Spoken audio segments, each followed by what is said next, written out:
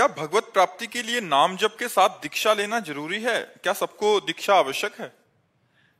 जैसे हम दीक्षा ले लेते हैं तो फिर गुरु के अनुशासन में हमारा जीवन हो जाता है। हमारा मन एक तरफ चला जाता है कि हमारे वो गुरुदेव हैं और हमारी ये उपासना है। नहीं तो मन की जो दशा है वो बड़ी विचित्र है। कभी ये धन प्रिय लगता है, कभी वैराग्य होता है, कभी स्त्री प्रिय लगती है, कभी वैराग्य प्रिय लगता है, कभी जंगल में रहने का मन होता है, कभी भोगों में रहने का मन ऐसे चलता रहता है, चलायमान है। तो मेरे मन पर अनुशासन कर सके वो गुरुदेव ने जो आज्ञा करी, गुरुदेव ने जो उपासना दी, मेरे गुरुदेव। तो जहां हम किसी को अपना गुरुदेव मानते हैं तो उनका चिंतन होता है। तो उनके दरस परस अगनास बास निज संग करो दिन, तीन मुख हरिजस सुनत श्रवण मानो न त्रपित चिन्ह। एक ममता हो जाती मेरे गुरुदेव, तो उनका चिंतन होता है। तो चिंतन मात्र से पाप नष्ट होते हैं। संतों का चिंतन करने, दरस परस अगनास बास निज संग करो, सुमिरन नाम पवित्र अति। उनका सुमिरन करना, उनका नाम चिंतन आ जाना, उनका रूप चिंतन आ जाना गुरु जी का, इससे सारे पाप नष्ट हो जाते हैं। और ध्यान मूलम गुरु मूर्ति, पूजा मूलम गुरु पदम, मंत्र मूलम गुरु वाक्यम, मोक्ष मूलम गुरु कृपा। इसलिए जो नाम जप करते हो उसी को गुरुदेव के द्वारा जब मिलता है तो उसकी विशेष महिमा होती है। और गुरुदेव के द्वारा मिला ही हुआ है। जैसे आप राधा राधा रट रहे हो तो कहीं ना कहीं किसी संत के मुख से राधा नाम सुना तभी तो रट रहे हो, तो हो गई दीक्षा, मान लेना चाहिए। जैसे पूज्य श्री कबीरदास जी को हमने पढ़ा कि रामानंदाचार्य जी से दीक्षा लेनी थी और वो संभव नहीं हो रही थी, तो वो काशी के घाट में सीढ़ियों पे लेट गए। तो 4 बजे तड़के गंगा स्नान करने जाते थे, वो अपने चिंतन में थे, तो पैर पड़ा कबीरदास जी की छाती में। जी देखा उनका बेटा राम राम, बोले गुरुदेव राम राम, बस उसे ही दीक्षा मान ली और बड़े सिद्ध महापुरुष हुए। तो जैसे कहा जाता है राधा राधा रटो, अब मान लिया राधा राधा ये हमारे गुरुदेव और इनके मुख से निकला हुआ राधा नाम, हो गई दीक्षा। मानने की है, और एक कंठी बंधा लो, तिलक लगा लो और मनमानी आचरण करो तो कोई शिष्य हो गए क्या? वो तो नरक जाना पड़ेगा। पापाचरण करो तो नरक जाना पड़ेगा। बात समझ पा रहे हो? दीक्षा का मतलब होता है किसी संत से अपनापन हो जाना, किसी संत के अनुशासन से हमारा जीवन पवित्र मार्ग में चले, उसे ही दीक्षा कहते हैं। महाराज जी, कुछ लोग घबराते हैं कि फिर हम एक नियमावली में बंध जाएंगे, फिर एक मतलब क्योंकि मन का अगर आप किसी संत की नियमावली में बन जाएंगे तो माया से मुक्त हो जाएंगे। अगर आप संत की नियमावली में नहीं बनेंगे तो माया अपनी नियमावली में बांध लेगी, और माया जिसको बांध लेती है उसकी दुर्गति ही करा देती है। तो इसलिए जरूरी है किसी संत के आदेश उपदेश के अनुसार हमारा जीवन हो, हम मनमानी आचरण न करें तो बहुत बढ़िया जीवन हो जाएगा। आप खुद देख लो, किसी संत से जुड़ के देख लो आपका जीवन कैसा हो जाता है, और जो जुड़ रहे हैं उनका जीवन कैसा हो रहा है, जब वो नहीं जुड़े थे तब उनका जीवन कैसा था। वो तो परिवर्तन होता है बच्चा। लोहा कभी सोना नहीं बन सकता, पर पारस के स्पर्श से सोना बन सकता है। तो पारस है संत जन और समाज है जैसे लोहा। तो संत जन जब उनको वाणी के द्वारा छूते हैं, दृष्टि के द्वारा देखते हैं, हृदय से संकल्प करते हैं, तो समाज का परिवर्तन शुरू हो जाता है। जहां राक्षसी वृत्ति थी वहां दैवी वृत्ति आ जाती है, जहां क्रूर हिंसा का भाव था वहां दया का भाव आ जाता है। बड़ा परिवर्तन समाज में होता है संतों के द्वारा। जो भगवान के कृपा पात्र जन होते हैं उनके द्वारा समाज का बड़ा सुधार होता है। तो संत हमारे गुरुदेव हैं, और जब हम उनसे ममता कर लेते हैं तो हमारा मंगल हो जाता है। हमें डर लगता है कि यार हमसे कोई गलती हो गई, उनके सामने जाएंगे, वो जान जाएंगे, वो डांटेंगे। नहीं भाई, हम गलती नहीं करेंगे, हम कोई पाप नहीं करेंगे, तो हमारा बचाव हो जाता है। और ऐसे जैसे मन में आया मन मानी तो भजन कर रहे हैं, कभी भोग भोग रहे हैं, कभी जो, क्योंकि मन ही है। अब मन के ऊपर शासन कौन करे? तो मन के ऊपर शासन करने वाले गुरुदेव हैं। इसलिए गुरु दीक्षा आवश्यक है, गुरु शरणागति आवश्यक है। भगवान ने स्वयं संदीपनी जी को गुरु बनाया। यदि गुरु बनाने की आवश्यकता ना होती तो भगवान को क्या आवश्यकता है गुरु बनाने की? जिनकी श्वासों से चारों वेदों का प्रादुर्भाव हुआ, वो भगवान किसी संत के शिष्य बने? अरे संत तो उनके चरणों का भजन करके संत बनते हैं। तो संदीपनी जी के शिष्य बने ना भगवान श्री कृष्ण। विश्वामित्र वशिष्ठ जी का उपदेश स्वीकार किया ना भगवान श्री राम जी ने, तो ये विश्वामित्र जी के चरण चापे भगवान राम ने। तो विश्वामित्र जी क्या है, उन्हीं के भजन से तो हैं, लेकिन भगवान ने संतों को गुरु माना। जी प्रदीप जी जयपुर से। राधे राधे महाराज जी। महाराज जी, कर्म क्या है? क्या सचमुच किसी व्यक्ति के कर्म का फल भगवान तय करते हैं? जी, कर्म का ही तो फल मिल रहा है जेल में। जेल में कर्मों का ही तो फल है। कुकर्म हो गए तो पूरी जेल भरी हुई है। कर्म वो होता है जो हमारे मन में स्फुरणा होती है, संकल्प बनता है, बुद्धि निश्चय करती है, फिर इंद्रियों से चेष्टाएं होती है, उसे कर्म कहते हैं। कर्म दो प्रकार के होते हैं, एक शुभ कर्म और एक अशुभ कर्म, जिनको कहते हैं पाप कर्म, अशुभ कर्म, और पुण्य कर्म, शुभ कर्म। दोनों का फल अवश्य में वो भोक्तव्यम कृतम कर्म शुभाशुभम, अवश्य भोगना पड़ता है, उनका परिणाम भोगना ही पड़ता है। कोई कितना भी बड़ा ऋषि महर्षि हो, उसको भी भोगना पड़ता है। इसलिए कर्म बहुत होश से करे, बेहोश होकर न करे, प्रमाद में न करे, नहीं तो उसका दंड मिलता ही है। अब देखो कर्म है, किसी बहन बेटी को छेड़ दिया, अब डंडा चलेंगे, पुलिस ले जाएगी, मुकदमा चलेगा, उसको सजा मिलेगी। कर्म है, क्रोध आ गया, हम किसी की हिंसा कर दी, आजीवन कारावास। हिंसा 5 मिनट में हुई और उसका दंड पूरे जीवन भोगना पड़ेगा। या ज्यादा अपराध बन गया तो फांसी की सजा मिल जाएगी। तो कर्म ही तो है। और अच्छे कर्म हो गए तो देखो राष्ट्रीय सम्मान मिलता है, समाज में आदर मिलता है, और यहाँ सुख मिलता है, और परलोक में भी सुख मिलता है। सारा खेल कर्म का है। कर्म प्रधान विश्व रचि राखा, और जो जस करे तासि फल चाखा। कर्म की प्रधानता से विश्व की रचना हुई है, जो जैसा करता है वैसा फल भोगता है। समझ पा रहे आप? इसलिए बहुत होश से कर्म करे, और होश बनाने के लिए नाम जप है। जब तक नाम जप नहीं तब तक बेहोश ही हो। जानते हो कि ये कर्म नहीं करना चाहिए, फिर भी करोगे। अगर नाम जप है तो तुम्हारे अंदर जलन पैदा हो जाएगी, तुम्हारे अंदर बल आ जाएगा कि नहीं नहीं, हमें पाप कर्म नहीं करना है।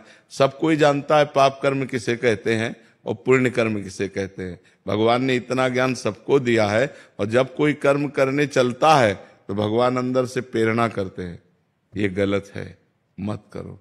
लेकिन हम लोग इतने मलिन स्वभाव के हैं कि अंदर की बात को न मानकर और कर्म कर बैठते हैं, और बाद में सोचते हैं कि यार हृदय में तो आया था, पहले अंदर आया था कि यार ना करें, पर यार अब कर दिया तो फिर अब भोगना पड़ता है। इसलिए कर्म बहुत संभाल करके। वर्तमान में कभी किसी सत्कर्म का विपरीत फल मिले तो इसका क्या अर्थ समझ? नहीं, सत्कर्म का विपरीत फल मिलता ही नहीं है, वो आगे मिलेगा। हाँ, जैसे हमने आज सत्कर्म किया और आज हमको कष्ट मिल रहा है, तो ये हमारे सत्कर्म का नहीं मिल रहा, ये हमारे पूर्व पाप कर्म का मिल रहा है। आज जो सत्कर्म किया है, आगे फसल, आगे हमें ये सुख देगा। लेकिन आज हम अच्छे से चल रहे हैं और दुख भोग रहे हैं, तो इसका मतलब है पूर्व के पाप हमें दंड दे रहे हैं, और अभी का जो अच्छा कर्म है वो हमारा भागवतिक बैंक में जमा हो रहा है, जो हमें आगे प्राप्त होगा। जैसे किसान की फसल तुरंत अन्न नहीं दे देती, कई महीने लगते हैं, ऐसे बड़ी सरकार है हमारी तो बहुत लेट नंबर आता है। जैसे अभी है तो मुकदमा कई वर्ष नहीं चलता, किसी केस का कहो मुकदमा सालों चलता रहे, कहो 10 साल चलता रहे। कभी कभी तो उतनी जितनी सजा भोगनी होती है उतना तो मुकदमा में वो जेल में बंद रहता है। तो ऐसे ही भगवान की बहुत बड़ी अदालत है, अनंत ब्रह्मांडों के जीवों का हिसाब है। होता 1 सेकंड के कम हिस्से में है, पर जब होगा बहुत फाइनल में होगा, तो इसलिए बहुत समय लगता है। जैसे आज पाप कर्म किए तो कहो 5 जन्म बाद उसका दंड मिले जाकर तुम्हें, तो लगेगा हमने इस जन्म में तो पाप किया नहीं, लेकिन भोगना पड़ेगा, वो अवश्य में भोगतव्यम, क्योंकि जीवात्मा वही है, शरीर बदल गया। जैसे कोई क्रिमिनल हो और वो पैंट शर्ट पहनता हो, फिर धोती कुर्ता पहनने लगे, या वो सलवार कुर्ता दुपट्टा धारण करने लगे, तो पहचानने वाला तो पहचानता है ये वही क्रिमिनल है। तो भगवान तो जानते हैं ना ये वही जीव है जो पूर्व जन्म में पाप कर्म किया है, तो उसको वही दंड दे देते, जाओ तुम्हें ये भोगना। अब इस जन्म में उसने कोई पाप किया नहीं वैसा, लेकिन पूर्व जन्म का पाप कर्म आकर उसे दंड देता है। जैसे संतों को है, मान लो कोई बचपन से संत है देखो रामकृष्ण परमहंस जी के गले में कैंसर था, भाई जी हनुमान प्रसाद पोद्दार जी के उदर में कैंसर था। बड़े बड़े संतों को बड़े बड़े कष्ट भोगने पड़े, क्योंकि पूर्व में किया हुआ पाप भोगना पड़ेगा। भगवान को भी भोगना पड़ा, वो कानून से अलग नहीं रहते। भगवान ने छुप करके बाली को मारा व्याध की तरह, तो कृष्णावतार में अगले जन्म में अंतिम समय व्याध ही भगवान के चरणों में बाण मारता है, तब वो परम पद को जाते हैं। तो ये कानून है। तो भागवतिक जो कानून है वो एक राय भर नहीं बख्शता। भारतीय कानून में थोड़ा धोखा हो सकता है कि वकील चतुरतावश दूसरा प्रमाण पेश करके और दोषी को बचा दे और निर्दोषी को फंसा दे, लेकिन हमारे भगवान के दरबार में किसी वकालत की जरूरत ही नहीं है, किसी गवाही की जरूरत नहीं। 1 सेकंड में उस जीव का हिसाब हुआ, फाइनल। अब अगर उस हिसाब को बदलना चाहते हो तो नाम जप करो, दूसरों का उपकार करो, तीर्थों का अवगाहन करो, भगवान की कथा सुनो, जिससे सारे पाप तुम्हारे नष्ट हो जाएं। तो ये जो बल है ये तुम्हें बचा लेगा। नाम बल, भगवान का सेवा बल, परोपकार, ये बचा लेगा। अब दूसरों को दुख देना, पाप कर्म करना, तो फिर नाना प्रकार के नरकों को भोग कर यहां भी दुर्गति भोगनी पड़ती है। जैसे आपके पाप कर्म है पूर्व के, वो आप बहुत पढ़े लिखे हो, आप लाख उपाय करो आपको नौकरी नहीं मिलेगी। पढ़े लिखे डिग्री लिए घूमते रहो कोई, और कुछ ऐसे हैं कि आपसे ज्यादा वो मंद बुद्धि के, वो ज्यादा प्रवीण नहीं है, लेकिन वो निकलते चले जा रहे हैं, क्योंकि उनका पुण्य बल काम कर रहा है। तो यहाँ पुण्य बल, अगर सुख चाहते हो तो पुण्य करो, चाहते सुख हो और करते पाप हो तो पाप का परिणाम दुख मिलता है। शराब पी रहे हैं, गंदी बातें बोल रहे हैं, गंदे आचरण, एक एक चीज का फल है आपका। अगर आप बातें बोल रहे हो तो उसका भी फल है। मनुष्य जीवन कर्मयोग के लिए भेजा गया है। आप 1 मिनट भी फ्री नहीं है। आप 1 मिनट में जो करेंगे, आपके अंदर ही मन में बैठे हुए चित्रगुप्त तुरंत लिख रहे हैं। आपकी मन रूपी चिप में वो बिल्कुल सीन सहित जैसे चिप लगा दो ना तो पूरा टेलीविजन उसमें टीवी में आने लगता है। सब ऐसे सीन सहित चित्रगुप्त लिखते हैं। तो भगवान के सामने 1 सेकंड में पूरा वो चिप दिख जाती है, इसने क्या क्या किया जीव ने, बस उसको दंड मिलता है। इसलिए हर समय नाम जप करो, अच्छे आचरण करो, अच्छा भोजन पाओ, दूसरों का उपकार करो। यही मनुष्य जीवन है, यही देवत्व है। नहीं तो राक्षसी भाव में लोग विचर रहे हैं, अपने को धनी मानते हैं, बेविचार करते हैं, शराब पीते हैं, मांस खाते हैं, दुर्गति को प्राप्त होते हैं।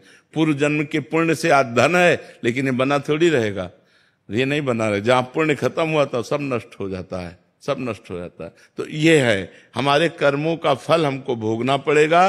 तो इसलिए हम भगवान का नाम जप करें, परोपकार करें, जिससे हमारा मंगल हो जाए। परीक्षित जी,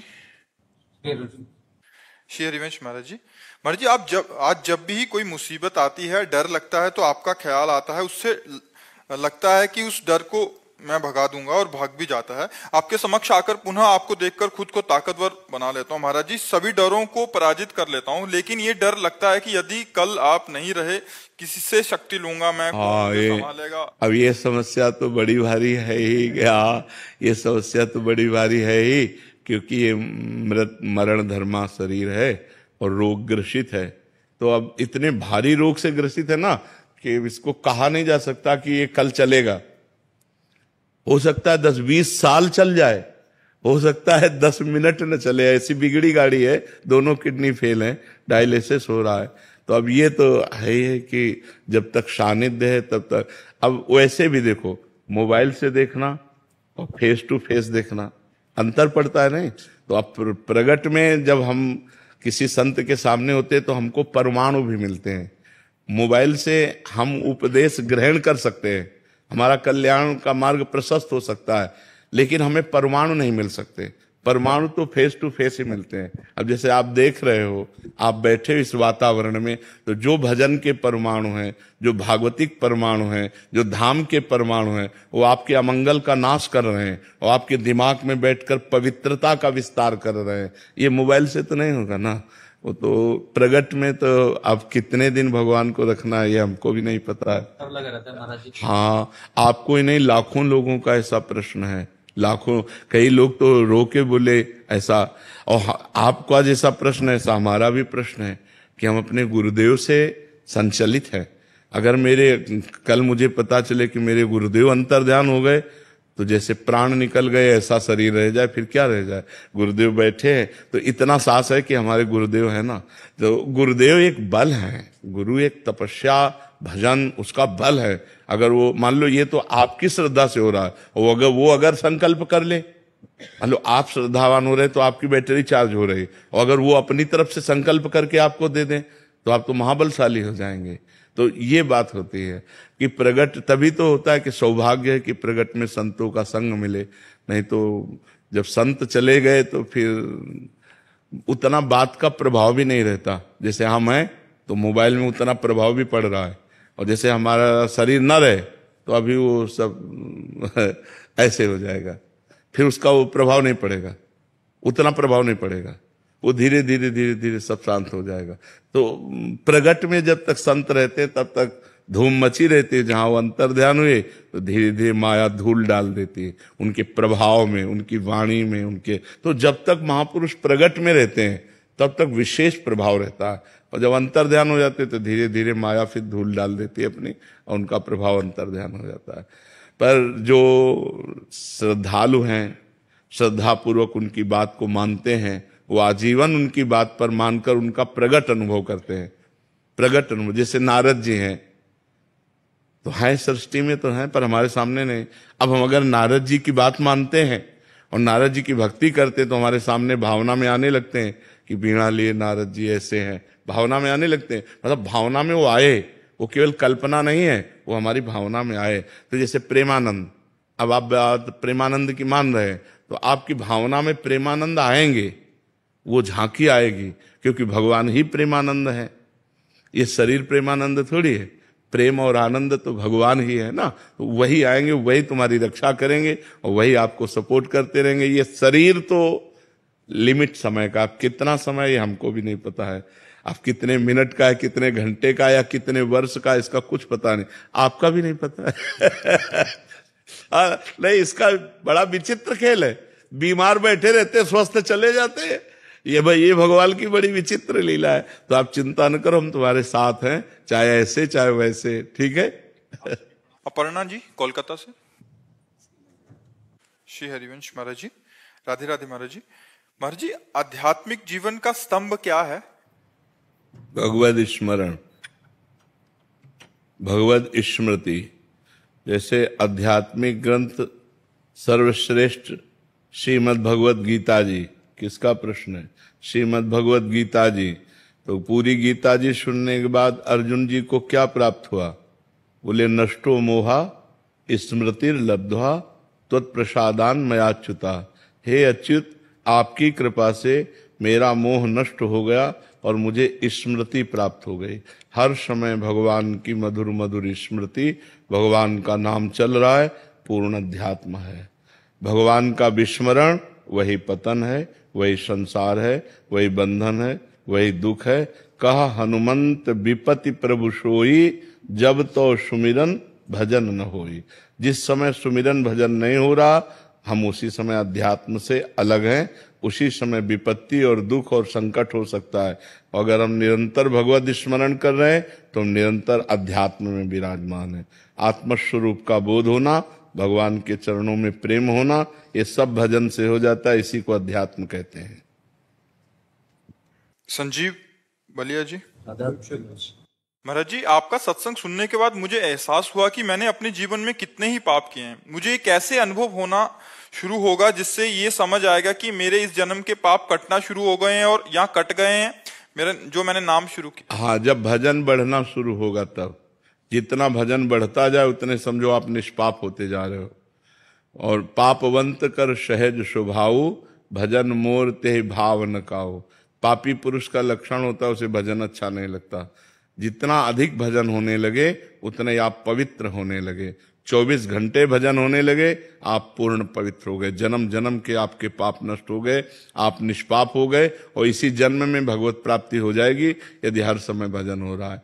जितना भजन कटे उतना ही समझो कि आपका पाप बढ़ रहा है, और जितना भजन अधिक हो उतना ही समझो आपका पाप नष्ट हो रहा है।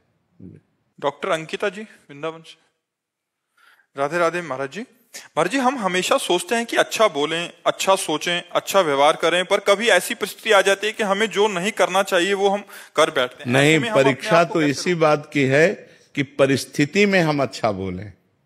ऐसे तो सब कोई बोलता है, जब हमारे सामने कटु परिस्थिति हो और फिर हम अच्छा बोलें, जब हमारे सामने विपरीत परिस्थिति हो और हम अच्छा आचरण करें, तो हमारी साधुता है, तो हमारी सज्जनता है, तो हमारी पवित्रता है।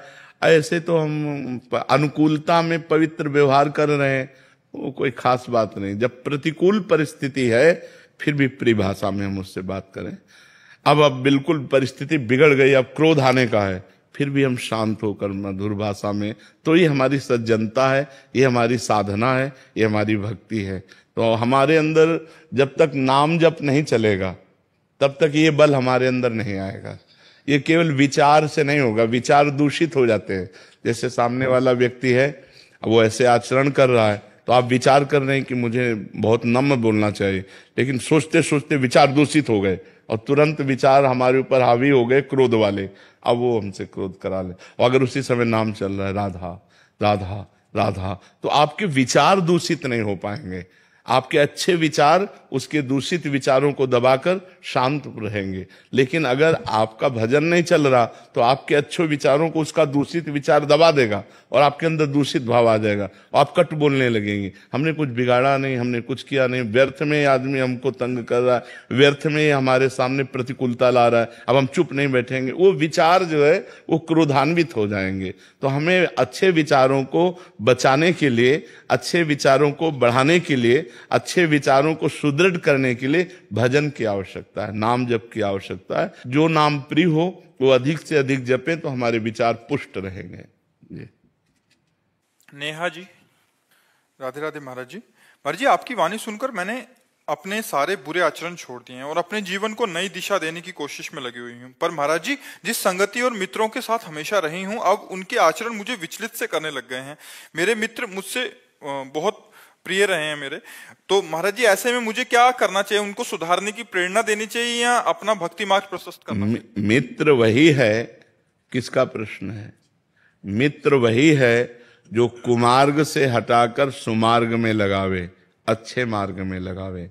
यदि आप मित्रों से प्यार करते हैं, वो आपसे प्यार करते हैं, तो आपकी बात ऐसी होनी चाहिए कि उनकी गंदी आदतें हट जाएं और वो अच्छे आचरण वाले बने।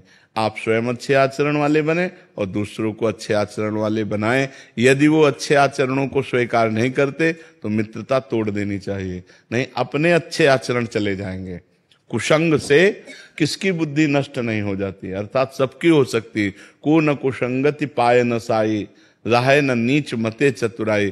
कितने ऐसे जन हैं जो मदिरा छोड़ दिए, शराब छोड़ दिए सत्संग सुन के, पर मित्रों को नहीं छोड़ पाए।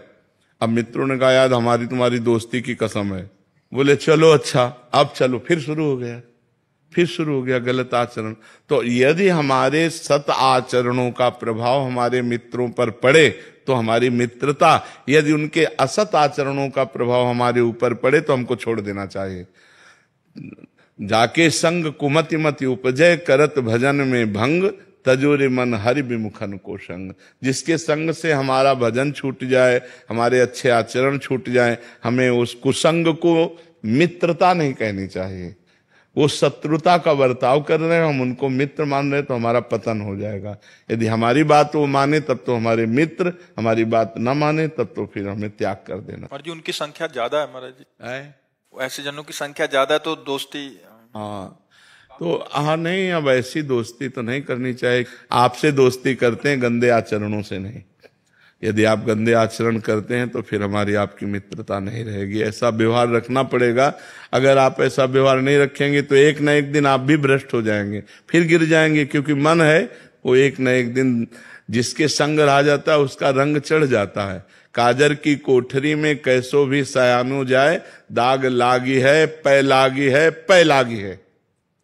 कह रहे हैं अगर काजर की कोठरी है तो कितना भी सयाना जाए बचकर रहे, पर उसे काजर का दाग लगेगा। ऐसे ही अगर हम गंदा संग करेंगे तो हम भ्रष्ट होंगे, निश्चित भ्रष्ट हो जाएंगे, हम पतित हो जाएंगे। महाराज जी सत्संग और कुसंग का दोनों का एक जैसा, सत्संग में भी महाराज जी कितने सारे ऐसे जने देखे हैं जो कभी मतलब असंख्यों हजारों की संख्या में जो कभी भगवत नाम नहीं जप करते थे, इधर का संग हुआ वो महाराज जी आज मतलब 20-20, 50-50 हजार नाम जप कर रहे हैं, अपने गलत आचरण अधर्म आचरण सारे छोड़ के। तो महाराज जी प्रभाव मतलब जिसका प्रभाव बढ़ गया वही जीत जाएगा महाराज जी। हाँ, जब हम सत्संग करें तो कुसंग से बचने, नारद जी से पूछा गया कस तरति मायाम, माया से कौन तर सकता है कौन, तो सबसे पहले उन्होंने कहा यो संगास त्यजति, जो कुसंग का त्याग कर देता है। सबसे पहला शब्द उन्होंने माया से तरने के लिए कहा यो संगास त्यजति, कुसंग का त्याग कर देता है। तो बोले कैसे? बोले वो महानुभाव सेवते, जो महापुरुषों का संग करते हैं वो कुसंग का त्याग कर देते हैं, और फिर वही यो ममता रहित, जो ममता रहित हो गए और भगवान का नाम जप करते हैं भगवान को प्राप्त हो। कुसंग का त्याग करके सत्संग का सेवन करते हुए संसार की आसक्ति ममता का त्याग करके भगवत प्राप्त हुआ जा सकता है। अगर संतों का संग नहीं है तो कुसंग का त्याग हो ही नहीं सकता। तो इसलिए संतों के संग से कुसंग का त्याग करो और अच्छे आचरण वाले बनो, परोपकार करो, नाम जप करो तो तुम्हारा मंगल हो जाएगा। पुष्पेंद्र जी पुणे से। राधे राधे महाराज जी।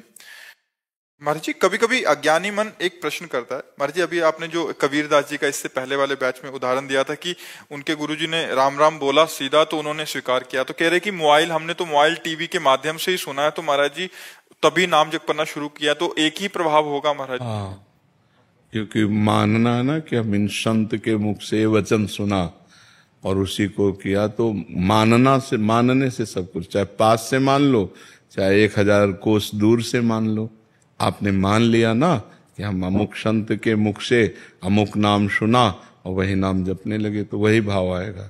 मानने से होता है। अगर हम माने ना तो पास रहते हुए भी बात नहीं। भगवान की बात नहीं मानी दुर्योधन ने, भगवान स्वयं समझा रहे हैं, तो अगर नहीं मानी तो कुछ महत्व नहीं। वो भगवान को भगवान ही नहीं मानता था। तो मानने से है, हम दूर से मान लें तो वैसे ही हमारा कल्याण हो जाएगा, वैसे ही बात बन जाएगी। कृष्ण कुमार जोशी जी। श्री हरिवंश महाराज जी। महाराज जी मैं राधा कृष्ण मंदिर में पुजारी हूँ, जहाँ मुझे एकादशी, सत्यनारायण, प्रदोष व अन्य पर्व या त्योहार की कथा सुनानी व कहनी पड़ती है। महाराज जी हमने आपके सत्संग में सुना था कि जब तक आत्मबोध ना हो जाए तब तक कथा नहीं करनी चाहिए। नहीं, उपदेश नहीं करना चाहिए। उपदेश और कथा में अंतर है। कथा में हम जैसे सूत मागध बंदी जन अपने राजा का जस गाते हैं, ऐसे हम भगवान का जस गान कर रहे हैं।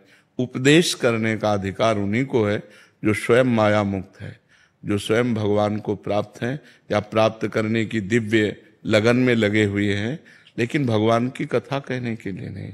भगवान की कथा कहना सबका अधिकार है। सब प्राणी, किसी भी जाति का कोई हो, भगवान की चर्चा कह सकता है, भगवान की चर्चा सुन सकता है, क्योंकि भगवान अपने हैं ना। हाँ, जब उसका अनुष्ठान आएगा तब फिर उसमें पद्धति आ जाएगी। जैसे साप्ताहिकी भागवत का अनुष्ठान तो विद्वान ब्राह्मण के द्वारा फिर ऐसे करवाना। तो जैसे आप हैं ब्राह्मण में, ब्राह्मण कुल के ही तो है ना, तभी तो उपासना में लगे हैं। तो आप जैसे सत्यनारायण की कथा है, भागवत की कथा है, या किसी पर्व के विषय का, तो उसमें कोई दोष नहीं है, उसमें कोई दोष नहीं। आदेश उपदेश करने का अधिकार सिद्ध महापुरुष को है, लेकिन भगवत कथा कहने का अधिकार सबको है। भगवत चर्चा सुनने का अधिकार सबको है।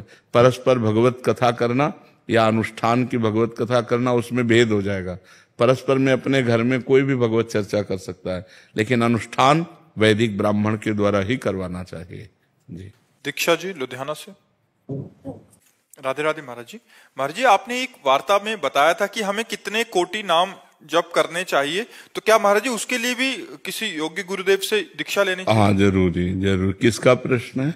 हाँ जरूरी। बिना गुरुदेव की मुख से निकले हुए नाम के द्वारा हम अनुष्ठान पूर्ण ही नहीं कर सकते, वो अनुष्ठान ही पूर्ण नहीं माना जाएगा। इसीलिए किसी भगवत प्रेमी महात्मा का आश्रय ले ले और उनके मुख से नाम सुन करके और फिर अनुष्ठान करे। जी। अक्षय जी जयपुर से। राधे राधे महाराज जी। महाराज जी अशांत मन को किस तरह शांत किया जा सकता है? भगवान के चिंतन के द्वारा। तब लग कुशल न जीव कहूं, सपने हो मन विश्राम। मन को शांति मिले तभी तो विश्राम मिले। स्वप्न में भी विश्राम और शांति नहीं मिल सकती। जब लग भजत न राम कहूं, शोक धाम तज काम। शोक और कामनाओं का जो हमारे हृदय में बार बार ये कामना, ओवर थिंकिंग, बहुत चिंतन, संसारिक निगेटिव चिंतन, इससे तभी हम निजात पाएंगे जब हम खूब नाम जप करेंगे। नाम जप नहीं करेंगे तो फिर कोई उपाय नहीं है। आप सत्संग सुनेंगे, थोड़ी देर बाद फिर मन खाली, फिर वो हमें खाली नहीं रखना। राधा राधा राधा राधा। एक भूत जैसा मन है। एक शिष्य ने भूत सिद्ध किया तो गुरुजी ने मंत्र दिया था। जब भूत सिद्ध हुआ उसने कहा काम बताओ, तो जो काम बताया वो 2 मिनट में कर दिया। बोला और काम बताओ। काम नहीं बताओगे तो हम उठा के पटक देंगे। और गुरुजी के पास गए, उन्होंने कहा ये तो बड़ी समस्या, कह रहा काम बताओ, अगर काम नहीं बताओगे तो उठा के पटक देंगे। तो उन्होंने एक बांस गाड़ दिया लट्ठा और कहा इस पे चढ़ो उतरो, जब और काम होगा तो हम बताएंगे, तुम्हारे लिए यही काम है, चढ़ो। बस वही भूत मन है। अगर इसे सही काम नहीं बताओगे तो उठा पटक देगा गंदगी में, कोई न कोई गलत आचरण करवा देगा। तो नाम रूपी लट्ठा गाड़ दो, राधा राधा राधा राधा, चढ़ो उतरो, जब और कोई काम होगा तो हम तुम्हें बताएंगे, इसी में चढ़ो उतरो, राधा राधा राधा, तो मन शांत हो जाएगा। आप देख लेना, त्यागात शांति अनंतरम। जब भोगों का चिंतन का त्याग होता है तो हमें शांति प्राप्त होने, भगवान के वचन है, त्यागात शांति अनंतरम। त्याग से शांति की प्राप्ति होती, ज्ञान से शांति की प्राप्ति होती। तो त्याग और ज्ञान का बल कहाँ से आवे? नाम जप से आएगा। खूब नाम जप करो तो मन भोगों का चिंतन त्याग दे। नहीं तो खान पान की सुविधा की कमी है क्या आपके? कपड़ा लत्ता भी पहने हो, क्या परेशानी है? मन की परेशानी है। वो बार बार बड़ी बड़ी कामनाएं करता है, फिर निगेटिव विचार दे देता है, और उसी में हम फंसे जलते रहते हैं। ऐसा हो जाता तो ठीक है, ऐसा हो गया तो क्या होगा, नाना प्रकार का चिंतन हमारे। तो जो होगा प्रभु ने रचा होगा वही होगा, हमें क्या परेशानी? राधा राधा राधा राधा। सब समस्याओं का समाधान भगवान है। तो भगवान से यदि नहीं जुड़ोगे, नाम जप नहीं करोगे, अध्यात्म ज्ञान नहीं होगा, तो मन को शांत नहीं किया जा सकता। मन को अध्यात्म ज्ञान के द्वारा ही शांत किया जा सकता है जी। और महाराज जी, गुस्से पर वश कैसे किया जा सकता? वही सब गुस्सा क्या, काम क्रोध लोभ मोह मद मत्सर, ये 6 विकार हैं। सब विकारों पर हम काबू पा लेंगे जब हम नाम जप करेंगे, सत्संग सुनेंगे, परोपकार करेंगे, पवित्र भोजन पाएंगे। अपवित्र भोजन पाओगे तो भी बुद्धि खराब रहेगी। पवित्र भोजन, कोई नशा नहीं। नशा करते हैं कोई? शराब और आप कभी नहीं, कभी कभी पीते हैं। तो ऐसे कभी कभी वाला क्यों रखो? आज से छोड़ दो। बोलो कि वृंदावन में बैठ के कहता हूं शराब नहीं पीऊंगा। कोशिश पूरी। हाँ नहीं, हम आपकी बात का आदर करते हैं, आपकी बात का आदर करते हैं कि आप पूरी कोशिश कीजिए। अगर कोशिश में हार जाते हैं तो फिर कोशिश कीजिए, ठीक है? हम आपकी बात का आदर करते हैं। कोशिश करना ही हमारा, प्रयत्न करना ही हमारा पूरा बल है। इसके बाद अगर हम हार जाते हैं, कभी हार जाते हैं, तो हम फिर कोशिश करेंगे। फिर संकल्प तभी लेना चाहिए जब हम पक्का निर्णय कर लें। तो कोशिश के बाद ही पक्का निर्णय होता है। बहुत अच्छा निर्णय किया आपने। आप कोशिश कीजिए, भगवान आपको बल देंगे, क्योंकि सबके बल दाता है। तो कोशिश हमारी तभी पूर्ण होती जब भगवान बल देते हैं। तो नाम जप करो और भगवान से पुकारो कि वो हमें बल दें, जिससे हमारी कोशिश पूर्ण हो। मांस तो नहीं खाते? हाँ, गंदी बात। हाँ, बहुत संभाल के मनुष्य जीवन, बहुत कीमती मनुष्य जीवन है, ठीक है? मर जी, एक आए थे, वो कहते हैं वो भी कोशिश करते हैं, बट जब दोस्त कहते हैं फिर सारी कोशिश छूट जाती है। नहीं, ऐसे दोस्तों की बात नहीं माननी चाहिए यार। हमको भी दोस्त बना लो, है? मान लो जैसे दोस्त कहते पी लो, तो एक दोस्त कह रहा ना पियो यार, तो हमारी बात मान लो। बहुत दोस्तों को दोस्त बना के देख लिया, एक बार प्रेमानंद को दोस्त बना के देख ले। राजुल जी, महाराज जी आपका भी सेम ही था प्रश्न। कह रहे थे कि दिमाग में बहुत टेंशन हो जाती है महाराज जी, समझ नहीं, आपकी क्या, सबके दिमाग में टेंशन। मन का स्वरूप यही है। जब तक हम नाम जप नहीं करेंगे, जब तक इसे सत् कार्यों में नहीं लगाएंगे, तब तक ये अपवित्र मन हमको क्लेश ही तो देता रहेगा, शोक ही देगा, दुख देगा। देखो, बाहर कैसी भी दुख की परिस्थिति हो, यदि हमारा मन ठीक है तो हम हर परिस्थिति से लड़ सकते हैं। बाहर कैसी भी अनुकूल परिस्थिति हो, यदि हमारा मन बोर है तो हम किसी भी परिस्थिति से लड़ने लायक नहीं है। तो क्या होता है, जब हमारे पास अध्यात्म बल नहीं होता तो मन बड़ा कमजोर होता है। हर अनुकूल परिस्थिति में वो निगेटिव बात फेंकता रहता है, नकारात्मक सोच फेंकता रहता है, जिससे हम परेशान हो जाते हैं। महाराज जी, करने के बाद भी नहीं आ पाती है। नहीं, अगर हम मन भगवान में लगाएंगे और वास्तविक लग जाएगा तो आनंद आएगा। अभी कनेक्शन नहीं, जैसे बोर्ड में बिजली आ रही है और आपका बल्ब भी सही है, आपका तार भी सही है और आपने कनेक्शन भी किया हुआ है, लेकिन कनेक्शन छुआ नहीं है, तो ऑन ऑफ करो बोर्ड से तो बिजली ले जाएगी। समझ रहे? अब आप चेक करो तो आपका तार भी सही है, आपका बल्ब भी सही है, आपका बोर्ड भी सही है, आपकी बटन भी सही है, लेकिन कनेक्शन और थोड़ा जहां गया तो लप से जल जाएगा। ऐसे ही हमारा भगवान से अभी कनेक्शन सही नहीं है। सबकी ममता ताग बटोरी, मम पद मन ही बांध बड़। हमारा कोई नहीं भगवान के सिवा, कोई नहीं, न कोई रिश्तेदार, न कोई, बचपन से भगवान के मार्ग में तो न कोई मित्र है, न कोई शत्रु है, न कोई रिश्ता है, न कोई, सीधे भगवान ही केवल है हमारे। जो कुछ है भगवान है। तो महाराज जी, बहुत चीजों में जब घिर जाते हैं इंसान और फिर भी जाप करते हैं और उसके बाद भी मन भटक जाता है। नहीं, ऐसा नहीं है। जब सही ढंग से करो तो वो कंट्रोल करेगा मन को। अब माला अंगुली में घूम रहा है और दिमाग सब आप समझो, वही तो आपसे हमने क्या कहा कि बोर्ड भी सही है, बल्ब भी सही है, तार भी सही है, वो माला भी चला रहे हैं, उनको पता भी कि भजन कर रहे हैं, लेकिन उनका कनेक्शन सही नहीं है। अगर कनेक्शन हो जाए तो ऑन करते ही बल्ब जल जाएगा, नहीं जल जाएगा। तो ऐसे ही अगर हमारा कनेक्शन हो जाए भगवान से, उसी के लिए तो अभ्यास करते हैं। हाँ, तो कनेक्शन तभी होगा जब हम थोड़ा प्यार प्रभु को तो दें। जितना प्यार हम अपने एक भाई को देते हैं, माँ को देते हैं, पिता को देते हैं, पत्नी को, थोड़ा प्यार तो प्रभु की तरफ दें। इतना भी प्यार प्रभु से नहीं। थोड़ा सा नुकसान हो जाता तो नाराज हो जाते। वही कह रहे, प्यार थोड़ी होता है। प्यार तो जैसे हम पुत्र से करते हैं, मित्र से करते हैं, अपने पत्नी से करते हैं, अपनी माँ से करते हैं।